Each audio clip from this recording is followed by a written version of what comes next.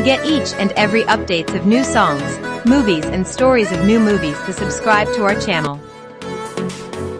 Gurukul.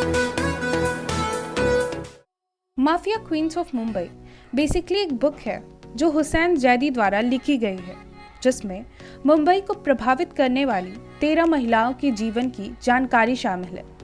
इसमें जैदी गंगूबाई के बारे में भी जानकारी देते हैं। इसके अनुसार गंगूबाई एक उच्च शिक्षित परिवार से थीं और उन्हें फिल्मों में काम करने का जुनून सवार था। 16 साल की छोटी सी उम्र में ही उन्हें रमणीकलाल से प्यार हो जाता है और उसके बाद गंगूबाई और रमणीकलाल मुंबई भाग जाते हैं और शादी कर लेते हैं। शादी के कुछ दिनों के भीतर ही उनके पति ने उन्हें 1000 रुपये में एक वेश्यालय में बेच दिया। बिना इच्छा के गंगूबाई ने वेश्या के रूप में काम करना शुरू कर दिया। कुछ ही समय में गंगूबाई कुछ कुतन खानों, मतलब जहां वेश्या रहती हैं, वहां की मुखिया बन गई।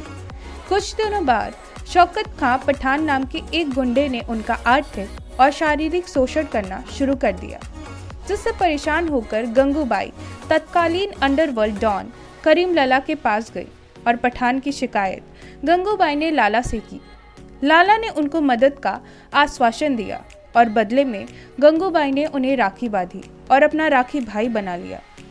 दूसरी बार शौकत खां के आने की खबर सुनकर लाला ने शौकत खां को चेतावनी दी और मारपीट की।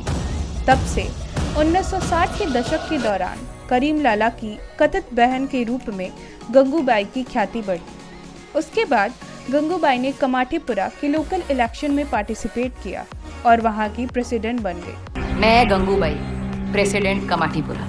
कुमारी आपने छोड़ा नहीं और श्रीमती कभी किसी ने बनाया ही नहीं। वहीं कमाठीपुरा में saint Anthony's girls high school की स्थापना की गई। इसके चलते वैश्यालय को हटाने का आदेश दिया गया।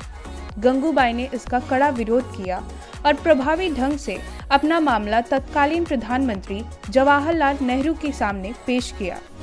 परिणाम स्वरूप वैश्यालय को हटाया नहीं गया। इसी दौरान गंगूबाई वैश्यवृत्ति व्यवसाय में अनाथों और महिलाओं के विभिन्न मुद्दों के लिए भी काम कर रही थी।